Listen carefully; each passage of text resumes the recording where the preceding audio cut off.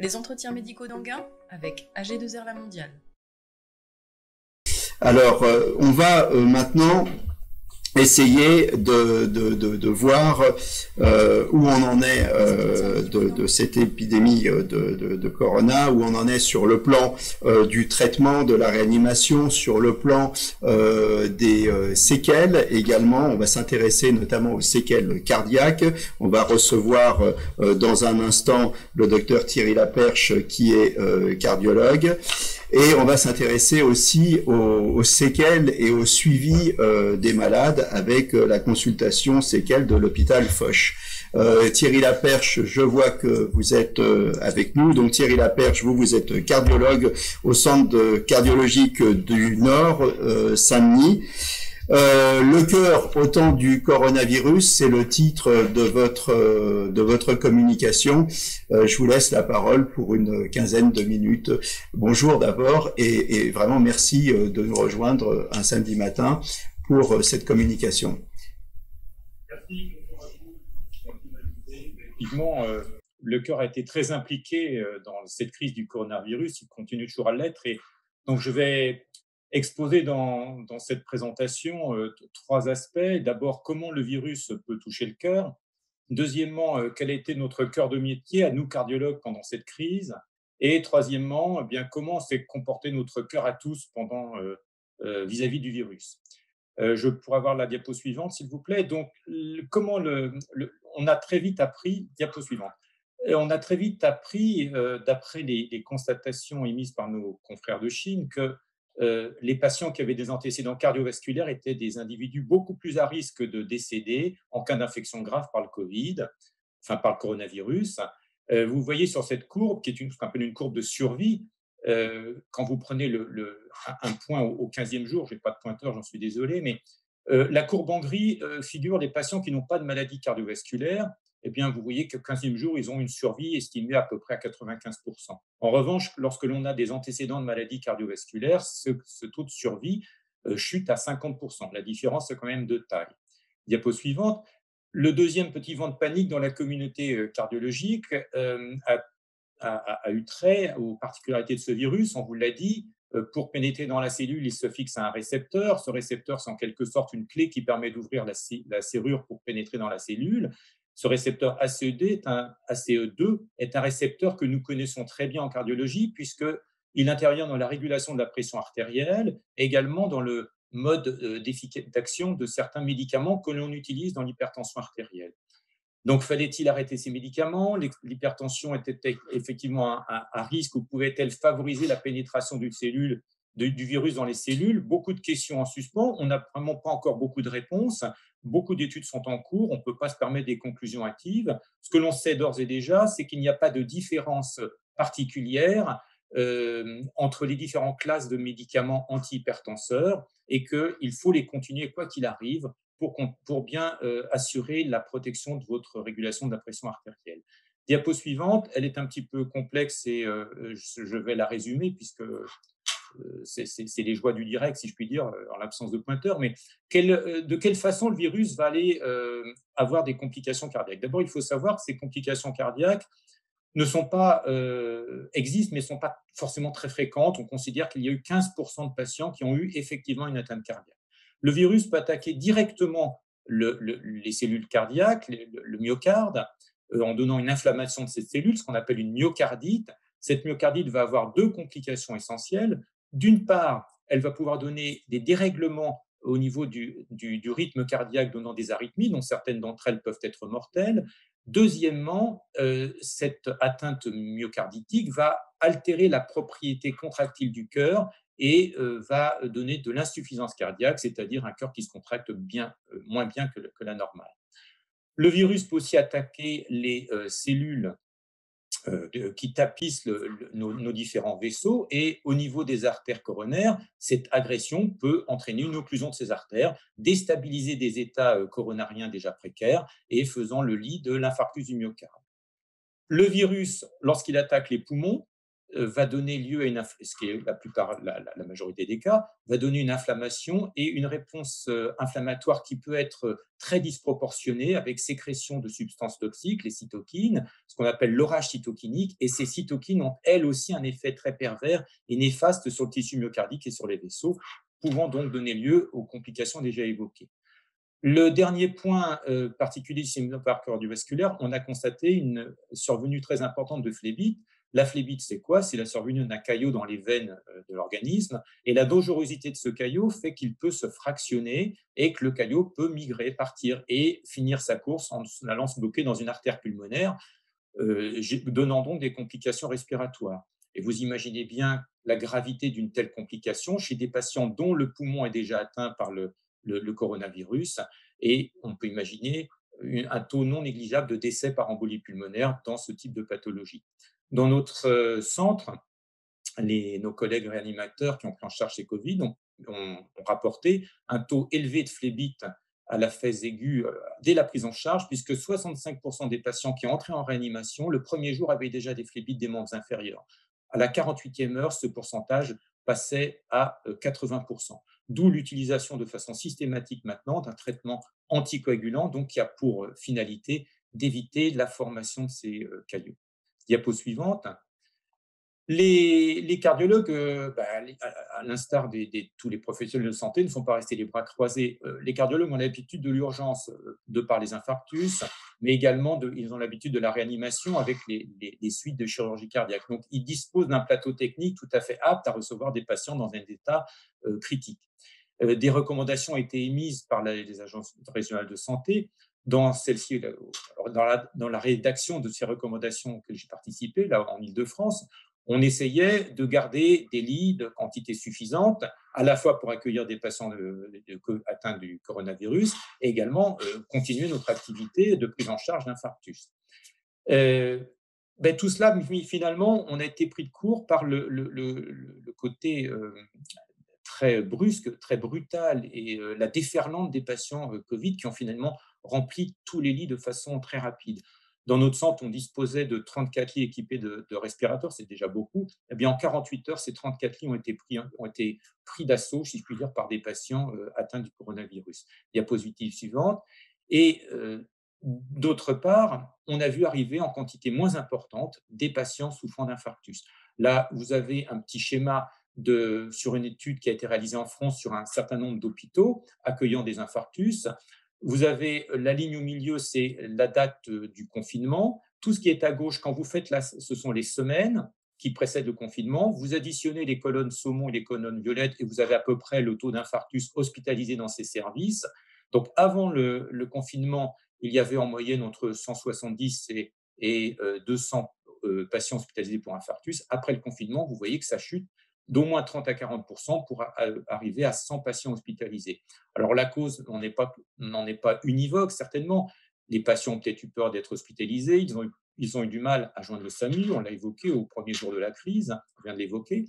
On a évoqué des facteurs d'être à domicile, moins de stress, peut-être moins d'infarctus, peut-être des facteurs liés à moins de pollution puisque les gens ne roulaient plus. Ce n'est pas clair. Ce que l'on sait, en tout cas, c'est qu'il y a de toute façon eu un retard à la prise en charge de ces patients.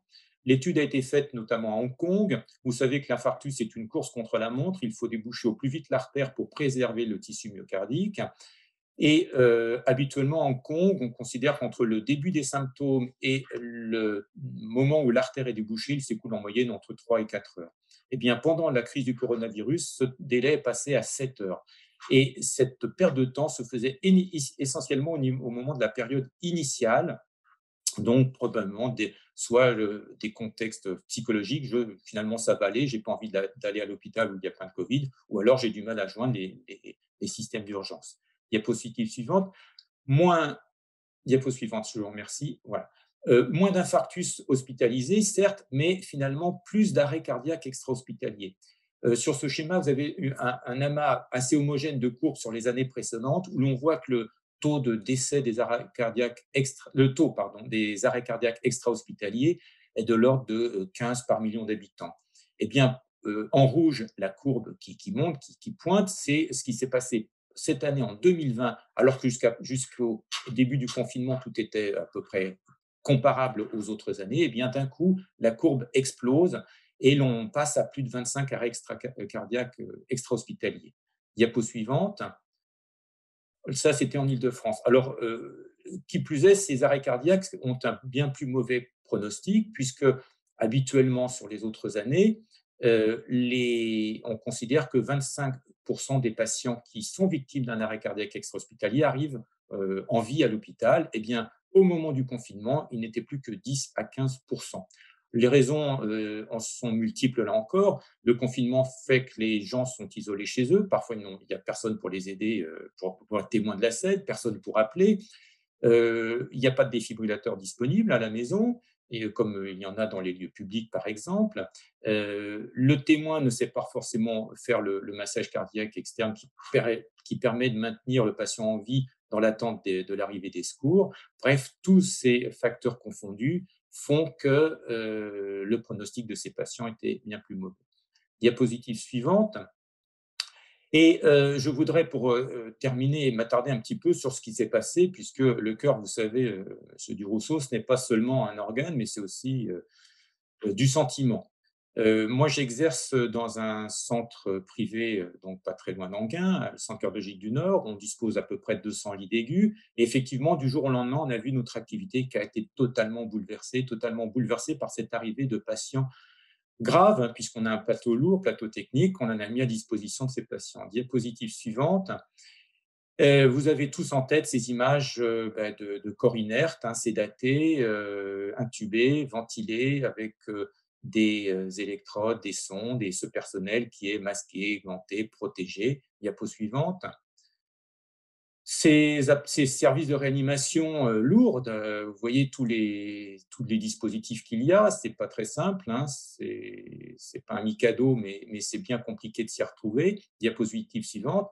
Et donc la lourdeur du travail pour le personnel soignant, on va peut-être vous dire que ces patients ventilaient mieux sur le ventre, il fallait les retourner, et vous imaginez avec ce que vous venez voir dans la diapositive précédente, la difficulté qu'il y avait à les retourner. C'était des patients qui étaient en plus en surpoids. Là, sur la photo, il y a 7 personnes qui sont à l'ouvrage pour retourner ce patient, pour le mettre en décubitus ventral, afin de faciliter ses conditions de ventilation. Ça prend du temps, 10 minutes, ça prend de l'énergie. Eh bien, imaginez 34 patients de la sorte qu'il faut retourner. C'était particulièrement harassant, ceci dans un équipement auquel on n'est pas habitué de façon aussi permanente.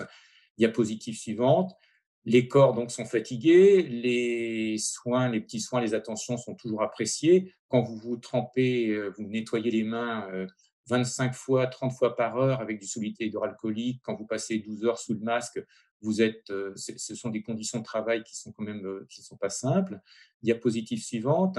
Quand vous remettez, écoutez, il faut là encore un hommage au personnel qui a assuré les nettoyages de ces chambres. Là, on a un lit libre. Je ne sais pas si c'est pour la bonne ou pour une mauvaise raison, mais le nettoyage était particulièrement fastidieux. Il fallait faire vite, car il y avait besoin de rendre ce lit utile. Diapo suivante. Les photos que je vous montre sont des photos parues dans la presse sur des reportages effectués dans notre centre. Donc, à cette fatigue physique et psychologique, il y avait aussi un peu de frayeur. Là, vous voyez le regard de notre jeune interne à qui l'on propose au téléphone de prendre en charge un patient. Il ne peut pas, il est obligé de répondre par la négative.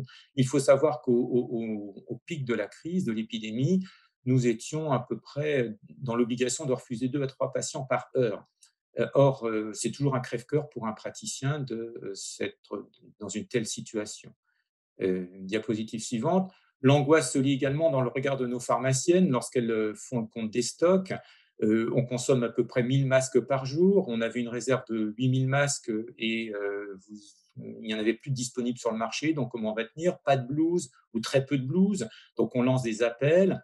Les médicaments, pareil, pouvaient poser problème. On va vous parler de la nécessité qu'il y a eu à curariser les patients pour faciliter leur ventilation. Dans notre centre, on utilise à peu près 40 à 50 ampoules de curare par semaine et on est passé à une consommation de 400 ampoules par jour. Vous imaginez que les stocks ont vite fondu. Diapo suivante. Un petit clin d'œil au professeur Revel qui vient de parler. Effectivement, les scanners ont tourné de façon sans discontinuité pour faire le diagnostic. Diapo suivant, tout comme nos laboratoires d'analyse médicale, qui continuent d'ailleurs à travailler aujourd'hui, puisque là, vous voyez la file d'attente devant le laboratoire pour faire les tests PCR. On est allé jusqu'à 1000 tests PCR par jour sur des sans automates, puisqu'ils faisaient défaut. Là encore, c'était particulièrement difficile. Diapo suivante. Et dans cette situation de crise, on n'a jamais oublié le patient, bien évidemment. Tout a été concentré pour le tirer de ce mauvais pas. Et cette photo symbolise toute l'attention qui a été portée, ces soins, cette attention vis-à-vis de ces corps martyrisés. Diapositive suivante. Voilà, mais quoi de plus beau que le regard et reconnaissant. Alors, on ne peut pas voir le sourire, le masque est là pour protéger et le patient et le personnel de santé, mais la reconnaissance de cet homme de 81 ans qu'on a pu sortir de réanimation après 14 jours d'intubation et de ventilation, c'est ce genre de regard qui parle bien mieux, je pense, de la mobilisation, pour la mobilisation du corps soignant. Diapositive suivante. Je voulais simplement dire que la générosité, c'est aussi une valeur qui est symétrique, c'est-à-dire que je donne et je reçois. Et là, on a été particulièrement soutenu par la population. Vous avez ici une banderole qui était dessinée par les enfants de la cité qui jouxte notre centre. Vous pouvez deviner que les conditions de confinement dans le Seine-Saint-Denis n'étaient pas très simples. Eh bien, merci à eux de nous avoir encouragés, de nous avoir témoigné de leur reconnaissance. Diapo suivante. Nous avons reçu aussi des témoignages très touchants des enfants avec des dessins que l'on affichait sur les murs pour soutenir le moral. C'était effectivement très important cette période. Merci également pour diapo suivante, vous lancez la vidéo pour.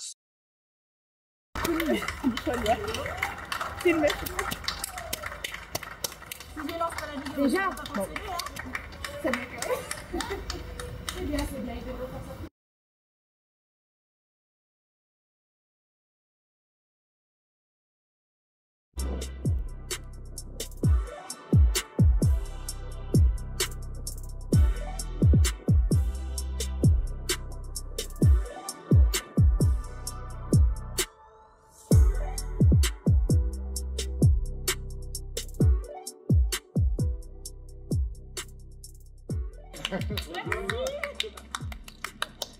Super, merci, c'est génial.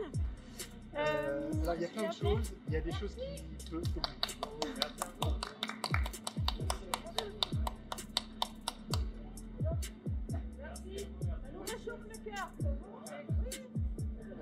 Je m'attendais vraiment pas du tout à ça. Donc c'est vraiment, vous pouvez pas savoir. Ouais, mais merci à vous. Ouais, merci à vous. Merci infiniment. Bon. Alors, on a ce qu'il faut pour tenir encore une semaine à peu près grâce aux dons. Alors on n'avait plus rien jusqu'à ce week-end et puis suite aux appels on s'est quand même bien mobilisé et on a plein de dons qui sont arrivés qui nous permettent de tenir 5 jours de plus et puis maintenant ils nous cherchent de la couture, des ateliers de couture, des ateliers voilà, pour coudre des voiles d'hivernage. Alors on a les patrons, on a presque tout trouvé en matériel. Il nous manque plus que les petites mains. Très bien, merci. Donc, en conclusion, vous voyez, enfin, c'est pour vous montrer tout ce soutien dont on a bénéficié au cours de cette crise. Donc, à défaut de se serrer les mains, on se serre les coudes. Et sans plagier la cérémonie des Césars, je crois qu'il faut remercier toutes ces entreprises du bâtiment, même des abattoirs qui nous ont fourni des masques, des blouses, des surblouses. Remercier tous les restaurateurs, tous ces commerçants qui nous ont apporté des témoignages, des réconfortants pour soutenir le moral des troupes, ces entreprises qui font de la cosmétologie aussi pour des soins corporels, les coiffeuses qui sont venues donner des soins capillaires à notre personnel soignant, et puis comment oublier ces 175 artistes qui nous ont offert une œuvre que l'on a mise en vente au profit d'une association que l'on a créée à cette occasion, l'association Cœur Dionysien, pour soutenir les soignants et donc implicitement également les patients. Et puisque moi, Monsieur Durousseau, je crois que la générosité doit être au moins aussi, voire plus contagieuse que le coronavirus, je vous ai laissé les coordonnées de cette association. Je vous remercie. Merci, merci Thierry Laperche de nous avoir parlé du cœur, des deux facettes du cœur, du cœur et de ses aspects cliniques, mais aussi du cœur et de la générosité. C'était important. Vous restez avec nous. On va se retrouver. On va essayer de se donner un petit temps d'échange en fin de session. Les entretiens médicaux d'Anguin avec AG2R La Mondiale.